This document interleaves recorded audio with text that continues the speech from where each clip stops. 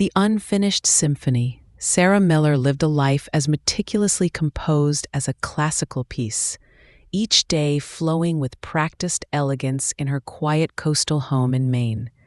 At 80, her silver hair, still thick and lustrous, framed a face etched with a history of profound experience. Her eyes, though often kind, held a perpetual understated melancholy, like a lingering chord from a distant, forgotten melody. She nurtured her small garden, volunteered at the local library, and cherished the visits from her granddaughter Emily, a vibrant, curious young woman who was the antithesis of Sarah's reserved nature.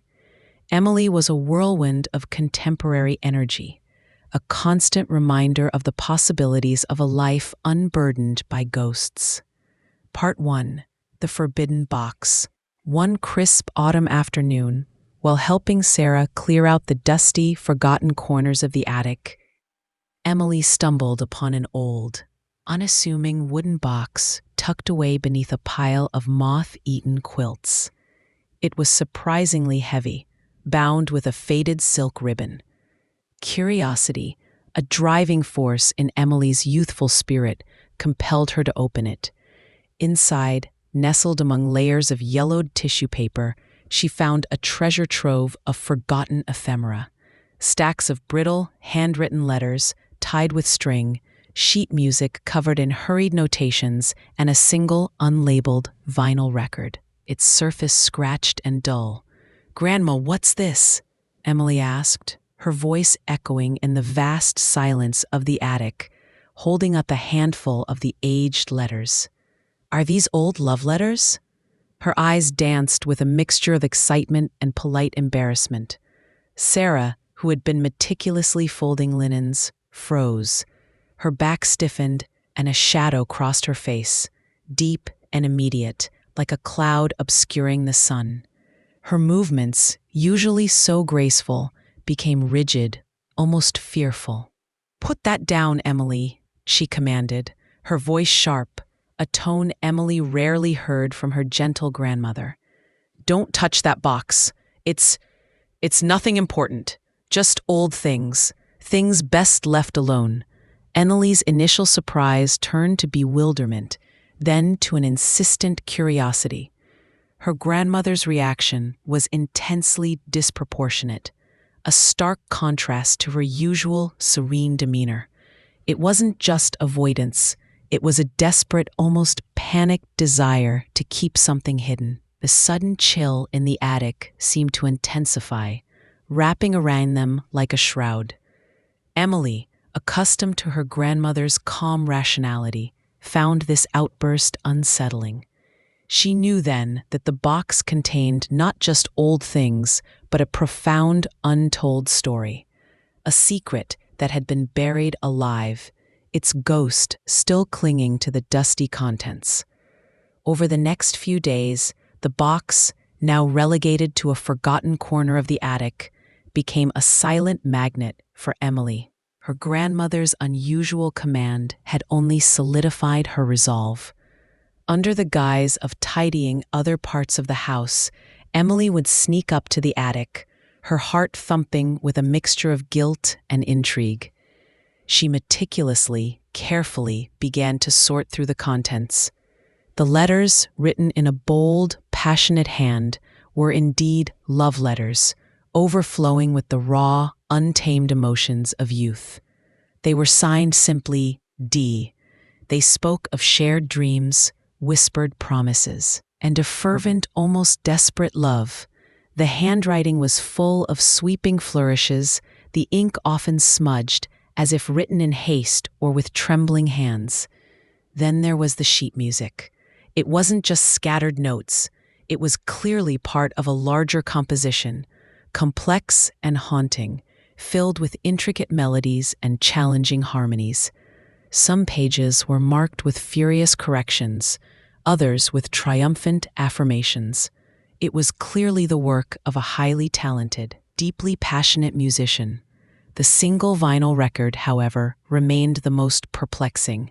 It had no label, just a faint, scratched DH, etched clumsily into the center. She tried to play it on an old, dusty record player she found in the attic, but the needle scratched and skipped, producing only a garbled cacophony of static and distorted fragments of sound, a tantalizing whisper of music that refused to be heard clearly.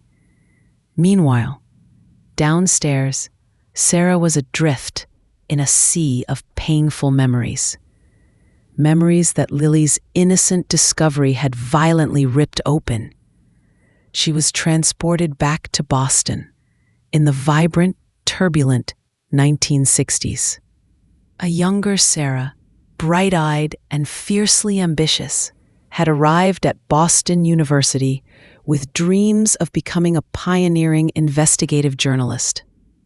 Her world had been one of libraries, lecture halls, and the scent of old books and fresh ink. Then she met Daniel Hayes. He was a whirlwind of creative energy, a brilliant and passionate music student at the New England Conservatory. He composed, he played every instrument with a raw, almost spiritual intensity, and he spoke of music with an almost religious fervor. He had eyes that sparkled with mischief and intellect, and a laugh that could fill any room. Their initial encounter was a clash of two very different worlds. Her disciplined world of words, his chaotic, passionate world of sound. But their differences soon merged into a powerful, undeniable attraction. Their love story unfolded against the backdrop of a city buzzing with intellectual fervor and social change. They haunted the smoky jazz clubs of Cambridge, debated politics in late-night diners, and shared whispered dreams in cramped student apartments. Their romance had been a whirlwind, a desperate attempt to seize every moment in a world that felt both boundless and terrifyingly uncertain. It was a secret love, hidden from disapproving parents and conservative university rules that frowned upon such intense relationships. Yet within their hidden world, they found boundless freedom. Daniel spoke of composing a grand symphony, a magnum opus that would capture the very essence of human emotion. Sarah, in turn, dreamed of writing stories that would change the world, expose injustice, and give voice to the voiceless. Their ambitions fueled each other, their love intertwined with their aspirations.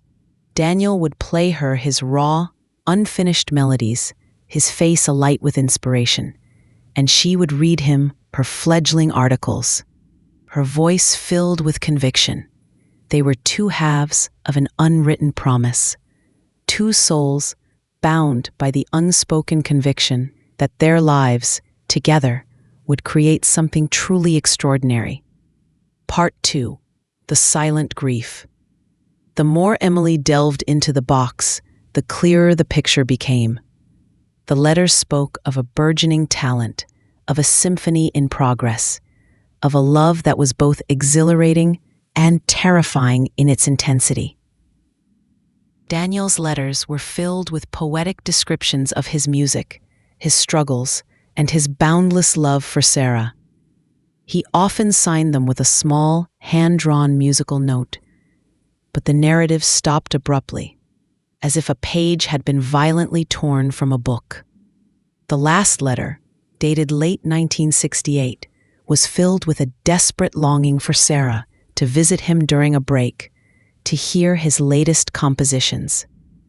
Emily, now completely captivated by the tragic love story unfolding before her eyes, found a small, brittle newspaper clipping tucked inside the last letter's fold, almost hidden.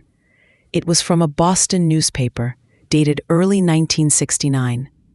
The headline was stark, impersonal. Promising music student dies in tragic accident. Below, a small, blurry photograph. It was Daniel. The article was brief, noting Daniel Hayes, 20, a gifted composer at the New England Conservatory. had been killed in a single car accident on a rain-slicked road. His promising career tragically cut short. Emily gasped, a choked sound of anguish. The silence in the attic felt heavy, suffocating. This was the reason for her grandmother's grief, for the box's forbidden status. Daniel's death hadn't just ended a life, it had shattered a future, silenced a symphony, and buried a love story alive. The knowledge brought a wave of profound sadness, a sense of injustice for a life tragically unlived. It also explained her grandmother's reaction, the raw, unhealed wound. Emily's heart ached for her grandmother, for the young Sarah who had lost so much, so suddenly.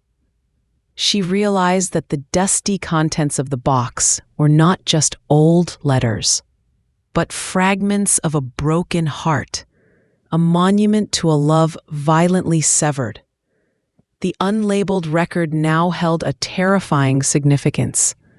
Could it be Daniel's music, his unfinished symphony, a tangible piece of the man she had loved, driven by a powerful, almost spiritual need to complete Daniel's story, to give voice to his silenced talent? Emily decided to take action. She knew a local sound engineer, a young man who specialized in restoring old recordings and digitizing forgotten audio. Hesitantly, she approached him with the scratched, silent vinyl. It's very important to my grandmother," she explained, omitting the full, painful truth. "It's very old and very damaged. Can you do anything with it?" The engineer, a patient and meticulous young man, worked for days. Finally, he called Emily. "It's incredibly challenging," he told her, his voice full of surprise. "It's a demo, a classical piece, an unfinished symphony, and it's really good, hauntingly beautiful." It stops abruptly, almost mid-phrase, as if the composer just stopped. But what's there is brilliant. He sent her a digitized file, a clean, clear recording, devoid of the static and scratches that had marred the original. Emily listened to it alone, tears streaming down her face. It was magnificent, grand, sweeping, filled with raw emotion and a soaring beauty that transcended the decades. She could hear Daniel's passion in every note, his dreams, his heart. But it ended so abruptly, a sudden, jarring silence where the final, triumphant chords should have been. It was truly an unfinished symphony. Part 3. A bridge through music and memory. Emily knew then what she had to do. She couldn't force Sarah to speak, but perhaps the music could be a bridge, a way to heal. She remembered seeing an old, faded contact card in the box among Daniel's notes.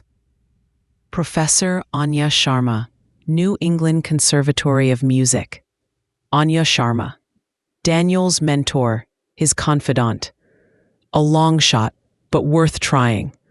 With trembling hands, Emily searched for Professor Sharma online. To her surprise, she found her. Still alive, still associated with the conservatory, though now an emeritus professor.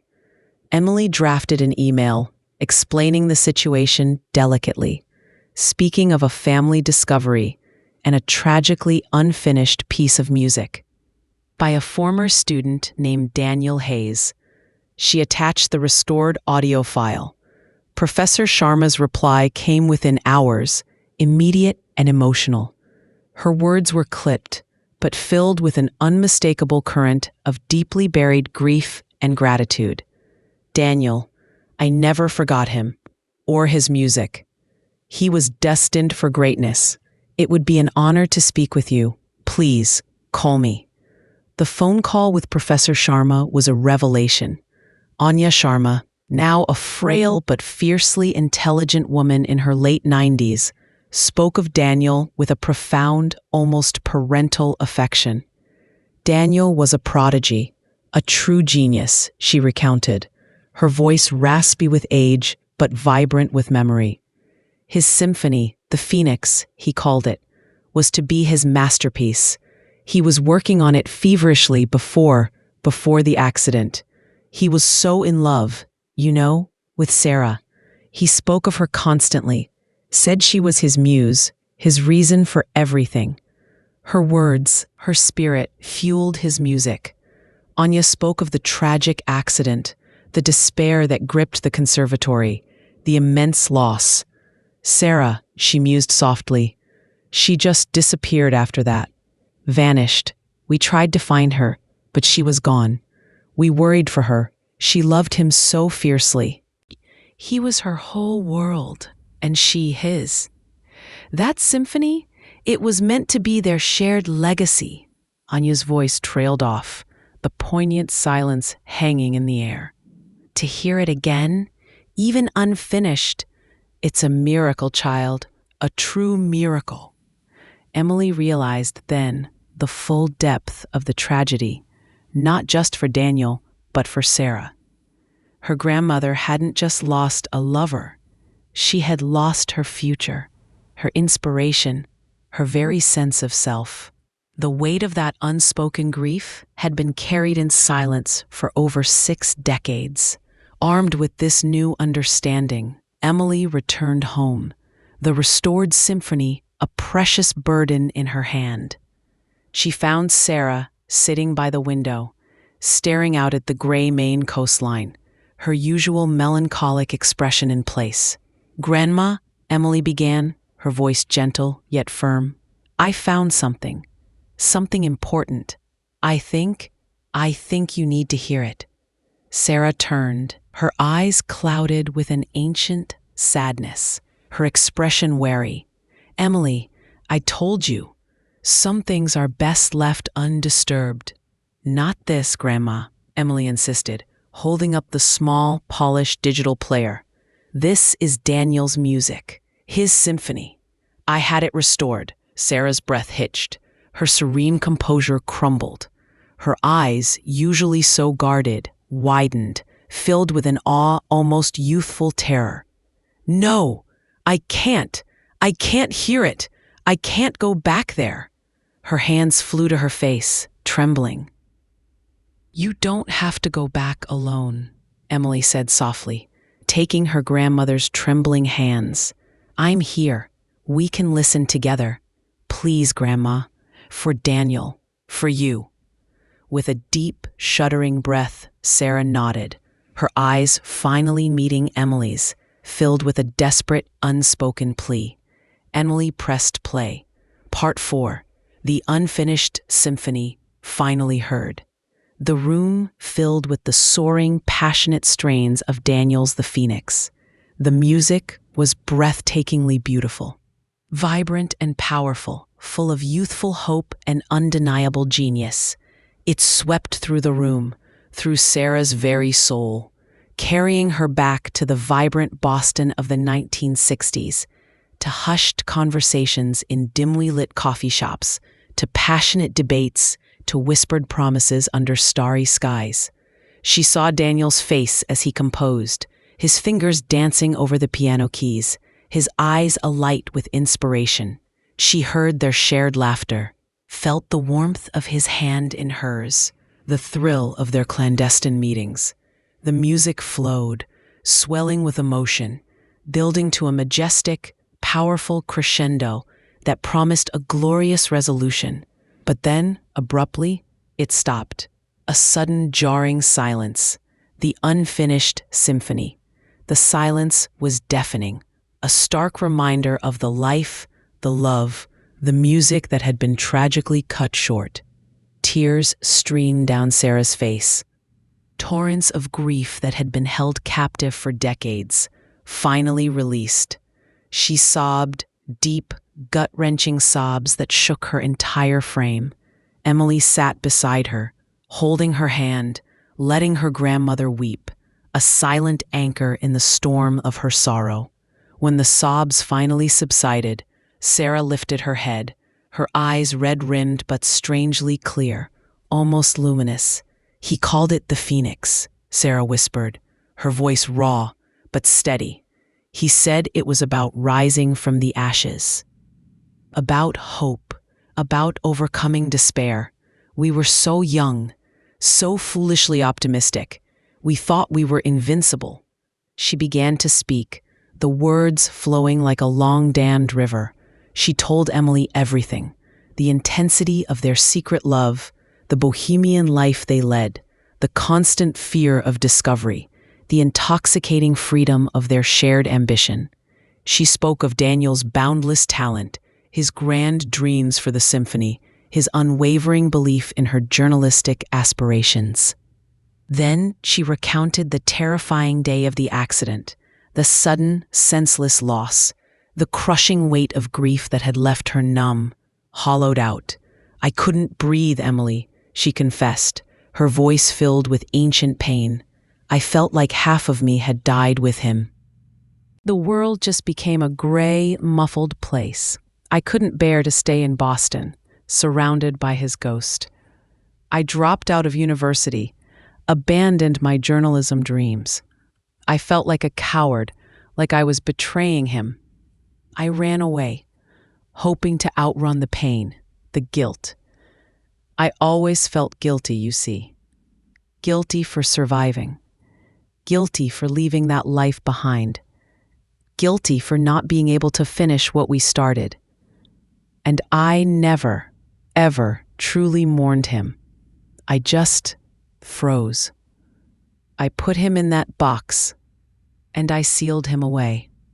Emily listened, her own eyes filled with tears, understanding the immense burden her grandmother had carried in silence for so long. The old box, the letters, the music, they weren't just relics. They were an echo of an unfinished life, a symphony needing to be heard, a story begging to be told. The following weeks brought a quiet transformation. The nightmares that had sometimes plagued Sarah, whispers of an old trauma, faded. She began to speak of Daniel, not just with sorrow, but with a wistful fondness, a reverence for the intense, beautiful love they had shared. The melancholy in her eyes softened, replaced by a serenity that had been absent for decades. Inspired by Emily's tenacity, Sarah found a renewed sense of purpose. She began to revisit her old journalism notes, her early articles, her half-finished essays from Boston. She started writing again, not investigative pieces, but memoirs, delving into her own history, chronicling her experiences and emotions during those tumultuous years. The therapeutic power of writing, her first love before Daniel, returned to her. She was finally completing her own unfinished work. The unfinished symphony, Daniel's masterpiece, became a symbol of their enduring love and his unfulfilled potential. It would never have a final movement, but its existence, its discovery, had granted Sarah a profound sense of peace. Emily, with Sarah's blessing, contacted the New England Conservatory of Music again, sharing the restored recording and the story behind it. The conservatory, deeply moved, decided to create a special archival section for Daniel Hayes, a recognition of his genius and the tragic beauty of his unfinished symphony. They even discussed the possibility of having contemporary composers write a completion to the symphony, an homage to Daniel's legacy. Though Sarah respectfully declined, believing its abrupt ending was part of its powerful, tragic truth. The story concluded not just with Sarah's healing, but with a deeper, more profound connection between grandmother and granddaughter. Sarah had passed on, not just a story of tragic love, but a powerful lesson in resilience, the importance of confronting the past, the profound grace of forgiveness, especially self-forgiveness, and the enduring power of dreams, even those tragically cut short. The melody of Daniel's love, though unfinished, had found its way home, completing a symphony of the heart that transcended time itself.